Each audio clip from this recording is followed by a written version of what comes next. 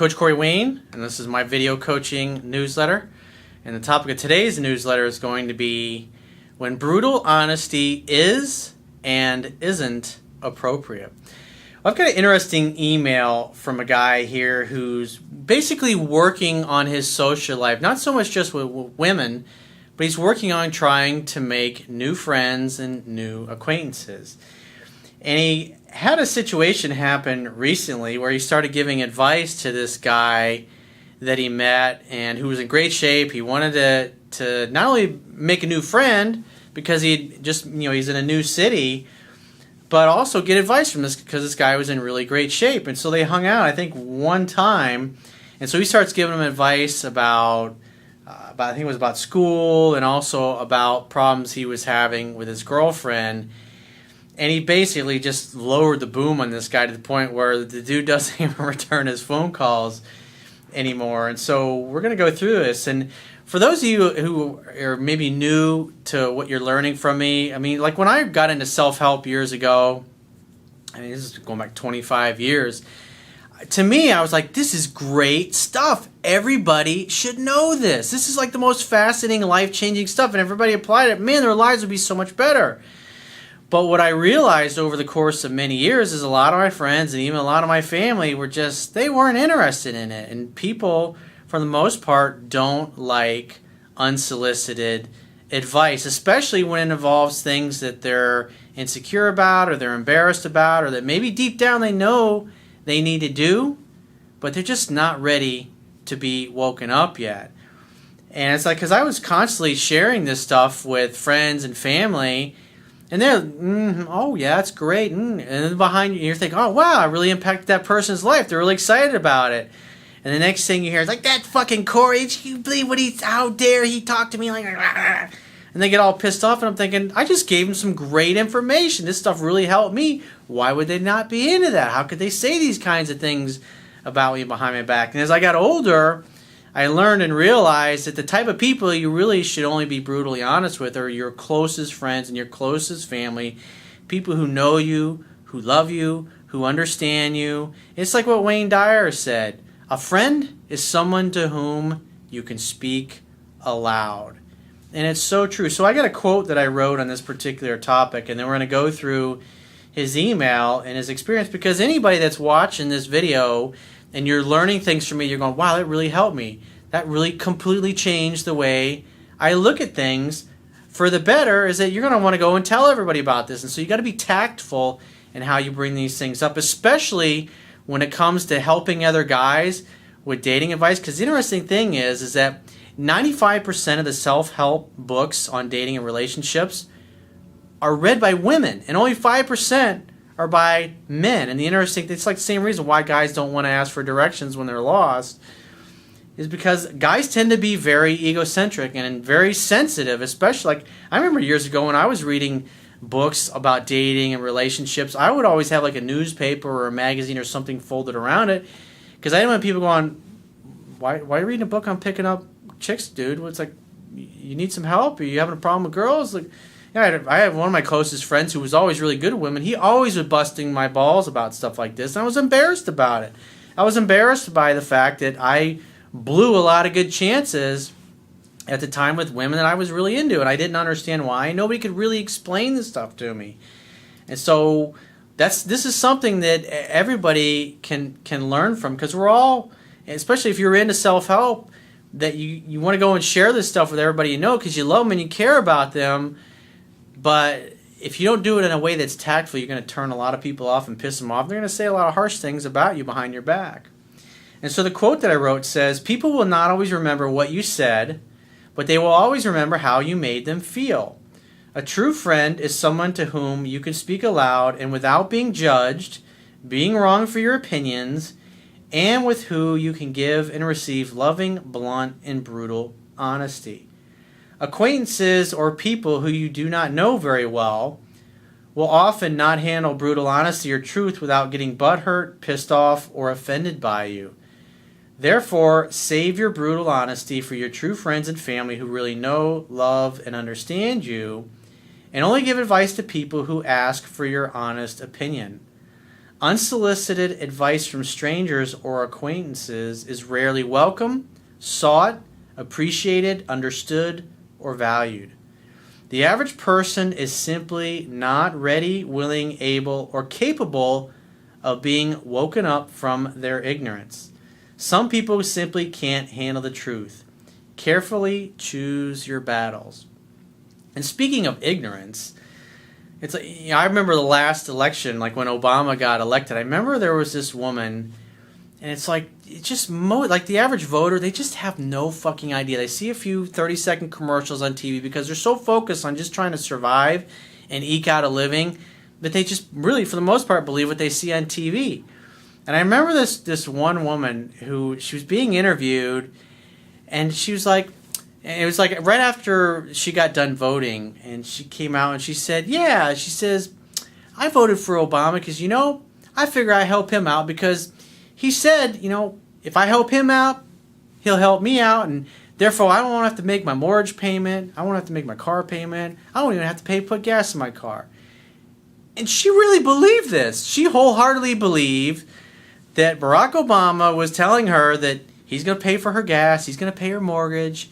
In other words, she won't have to worry about anything. She won't have to worry about paying her bills anymore. And so, therefore, that's why she voted for him. And I was sitting there scratching my head going, damn. I mean, really? Fuck. That's fucked up. And it's like the average voter, it's like they don't really know. They see a few things on TV, whether they're Democrat or Republican, Independent. They have a certain way that they believe the world is, and therefore they only pay attention to things that reinforce their model of the world or their belief system. And that's why, especially when you are sharing things that can be as life-changing as the stuff that I talk about with the average person, ignorance is bliss, as they say, and they're just not ready to be woken up. So let's get in this guy's email. He says, hey, Corey. So recently I've gradually left most, if not all, of my toxic friends behind completely. It was very hard to do, but I did it. And most of these people were downright disrespectful to me. But anyway, that is the past. I have since formed some new friendships.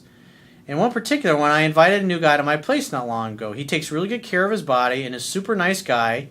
So I was really interested in getting to know him better, as I personally want to learn more about exercise, fitness, and he was very willing to help.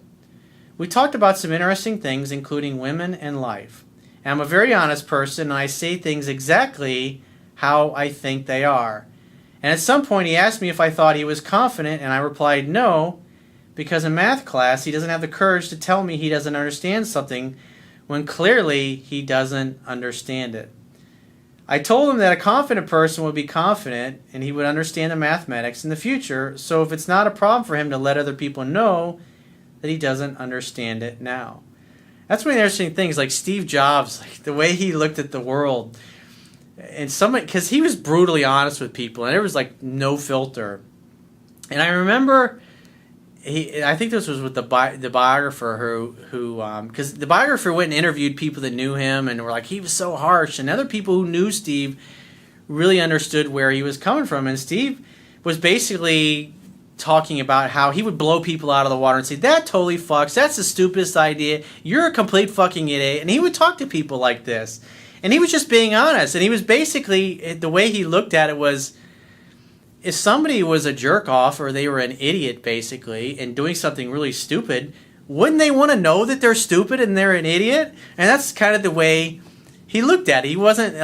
At times, he wasn't tactful in how he handled things with people, and people would get very offended and butthurt about how he went about things. And it's just interesting the way he looked at things. And so you got to be tactful in how you approach things. And think about it before you tell somebody something. You got to try. It's like one of the things that I remember in there's a great documentary done about it, I don't know, 8-10 years ago, called The Fog of War. And it was with, what's his name, McNamara, who was the defense secretary during World War II. And one of the things that one of his life lessons, because he was involved in World War II, the bombing campaign over Tokyo, and how we were basically firebombing Tokyo, where we burned to death like 100,000 civilians in one night. Basically, he and Curtis LeMay, who was in charge of who he worked under then, they were basically, and they talked about this, they were guilty of war crimes. If the Americans would have lost the war. They would have been tried as war criminals. But he said we were behaving as war criminals when we did things like that. And one of the things that he said, like, because obviously he was the defense secretary during the Vietnam War, which obviously everybody knows the history of the Vietnam War who studied it. So it's what McNamara took away from this experience was that you have to empathize with your enemy. In other words, you got to try and walk in his shoes and look through his eyes and see what he sees and try to understand what he's actually feeling. And so, for those of you that watch my videos, I'm very brutally honest with people in my videos. And there's a reason for that. I'm not doing it to be an asshole. I'm doing it to shock people, especially the person that I'm talking to. Because people, and I learned this from Tony Robbins, and people will do more to avoid pain than they'll do to gain pleasure. And if I've only got a short period of time to talk to somebody, and they're doing something that's not going to get them the results that are desired, I'm going to say things that are going to elicit negative emotions, negative feelings inside of them. Why? Because then they will move away from things that are painful and uncomfortable and towards things that are pleasurable and feel good. And so that's a lot of times when I'm talking to somebody, I say, you're being a weak bitch. Because masculine energy for guys, especially any of you that have ever played sports and been coached by a coach in the football field, masculine energy grows through challenge. And so especially with men, what I'm doing is challenging them. I'm challenging them to show up and be a fucking man, because that's how us guys tend to grow and step up. And you'll notice when I'm doing videos and I'm talking to a woman, I take a completely different approach and focus on things. It's still focusing on pain and pleasure and helping the woman move away from the things that are painful and uncomfortable and more towards the things that are pleasurable. But I'm not usually like lowering the boom on women. I'm a little more tactful in how I go about it, just because women are different. Feminine energy tends to grow through praise, and you'll notice I tend to focus more on those types of things when I'm working with a woman. With the guys, especially when a guy's acting like a weak bitch, I'll call him out on it, and I'll tell him, I'll say, come on, man, you're acting like a little bitch. And a lot of guys will write in, they'll say, I'm acting like a little bitch, and they know it. So there's a reason for the method and the way that I go about things. It's to help them move away from what they shouldn't towards what they should be doing. And so he says this particular guy didn't know a simple algebraic division, and he pretended that he understood vectors. Anyhow, at some point I told him, you don't understand women. Remember, guys are egocentric. And when you say to the average guy, you don't understand women, this guy's got a girlfriend, right? And so here you are, a single dude, basically telling a dude who's got a girlfriend that he doesn't know shit about women. That's not a good thing to say to a guy. You're going to totally destroy his ego and his confidence. You could phrase it in a way like, well, there's a better way to do this. Or maybe you should think about doing this. Or you could say, or do you want my opinion, or do you want my advice? Because now you just told me he's basically a moron. And on top of that, he doesn't know jack shit about women. He says a phrase which you usually use. I'm a coach. This is what I do for a living. And I'm paid to be brutally honest with people. People come to me looking for answers. They're not coming to me looking for me to blow sunshine up their ass. He says, I told him I follow a life coach on YouTube and he talks about women as well. I only said that he doesn't understand women because he kept insisting that he did. So in other words, this guy is stuck in his belief system. He's stuck in his model of the world. And he's just not ready to be woken up. And you're trying to wake up somebody who's really not seeking your advice about women. In other words, he's not open to it. And this was the same experience that I had years ago when I used to give advice to people when they were having problems. And they would go, oh, yeah, this is great. Yeah, I think you're awesome, Corey. Thanks for sharing that. And then behind my back, they would be talking all kinds of shit about me. Like, what an asshole. How dare I? He says, in particular, he said something like, women are different. He says, which I agree with. He says some like the nerdy guy, some like the alpha male, and some like the sports guy. And I just told him that all women like the alpha male. There was also some issues that he told me with regarding his girlfriend, in which I gave him the reason why his girlfriend was acting bitchy, which I won't go into detail here. He says that, in essence, he was being too weak and not direct, and I told him to remember that he is the man. Anyway, we were supposed to meet up a few days ago, and I messaged him, but he never replied. From his actions, I can see that he doesn't really want to hang out with me anymore, when before he was super excited to be with me. He's a pussy at the end of the day. But that's the thing, is you gotta learn to recognize when people are open to advice and when they're not. This particular guy, he was a pussy. And you go and you give him a dose of brutal honesty trying to act like Coach Corey Wayne, and all he wants to do is, you basically made him run home with his tail between his legs. He says, my question is simple. What have I done wrong? Is it my fault for being too direct? Well, if you guys were close friends, this kind of honesty, brutal honesty, is appropriate. But this is a dude you just hung out with the first time. So you got to think about it. Put yourself in his shoes. Think about what a guy like this is feeling. How would somebody like this who's not trained, feel about what you're saying to him? Would he be able to? Because you obviously are someone who's open to being coached. Hence, that's why you showed up on my website and my YouTube channel, and that's why you follow me. You're open to learn these things. But here's an average dude in the street, and it's obvious you're trying to explain things to him, and he's like, nah, see no evil, hear no evil, speak no evil. He's not ready to be woken up yet. He doesn't want to hear it. So the more you insist that you're right, the more he's going to dig his heels in. And basically, think about it. He's emotionally feeling negative things when you're talking about these subjects, and he's not open to learn. He hasn't asked for it. He's not interested. And therefore, these kinds of people, it's better to just keep your fucking mouth shut. It's like I said in the quote, choose your battles. And this was the wrong battle to try to win. Should I not be so direct and honest with people? I'd say you definitely need to tone it down a little bit. He says, or are we simply a mismatch? I was really looking forward to learning some stuff regarding exercise, and he was a super nice guy. He says, this has been bothering me because I don't know if I'm doing something that makes people not want to be around me. But like I said, I could tell by the way you phrase things that you were basically making this guy look that big. And I made the same mistakes when I was younger. Like I said, unless it's somebody that's really close to you, or they're actually saying, hey, do you want my advice? And you could say, do you want me to be brutally honest, or would you like me to sugarcoat it for you a little bit? And ask them. If they say, no, I want you to be brutally honest, well, I'm going to be brutally honest like a football coach would. Because a football coach is going to say, hey, dude, you're being a fucking pussy. Hey, you're not living up to your expectations. Hey, I would totally cut you if this was the regular season you were playing like that. I mean, sometimes coaches do that. Why? Because they want them to step up and say, fuck you, I can do it. Because that's what a typical man will do inside. When a guy says you suck or you're weak or you're not good enough to make the team, a guy who has it within him to step up, and a coach can see that, is going to say those kinds. Like Bill Parcells, football coach, he was famous for that. He knew that at certain times you had to say certain things to certain players. It's like Jimmy Johnson. It's one of the things that he studied was psychology. And he was a master at saying the right things at the right time to people based on what they needed to hear in order to step up, because some guys needed to be really challenged. They say, fuck you, coach, I can do it. I can start. I can make the team. I can contribute. I do deserve that big contract. And other guys, he had to coddle them a little bit more because their egos couldn't take it. So he said, I've got a second email here from a guy who also is kind of doing the same thing with women.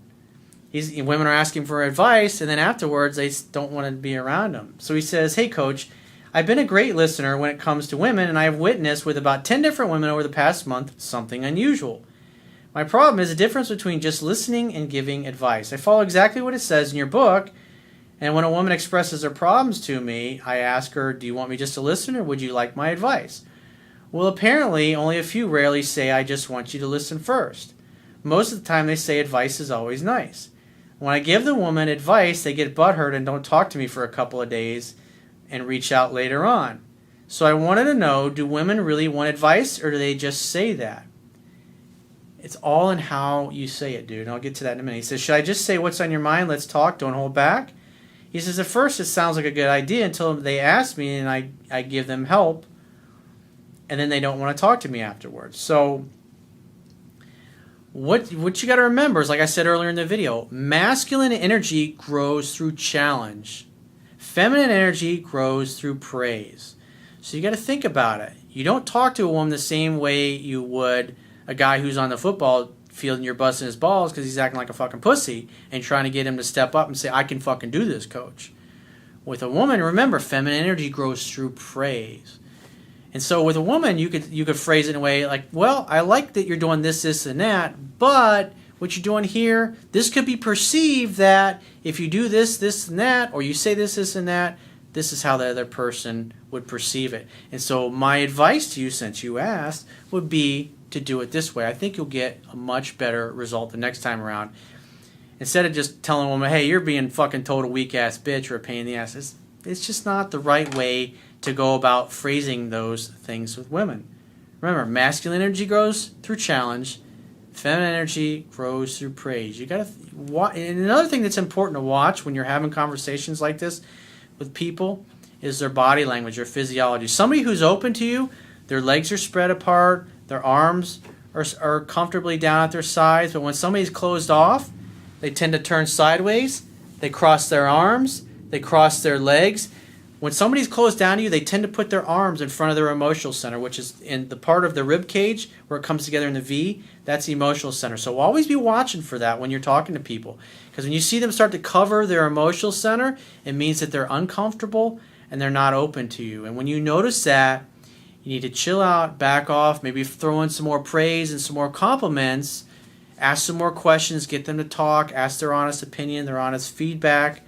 And then you notice once the arms go down, it means they're comfortable and they're open to receive what you have. It's a little sales tip that I used years ago from sales skills. It's really important. It works with both men and women. It's really important to pay attention to somebody else's body language and physiology and notice when they're open to you and when they're closed down to you and adjust what you're saying, whether you're giving praise or you're challenging people.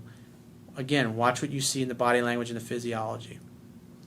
So if you'd like to get my help personally, the quickest way is to book a paid phone, Skype, or email coaching session. You can choose any of those options by going to my website, clicking the products tab at the top of your screen, and just follow the instructions for booking whichever option works best for you. And I will talk to you soon.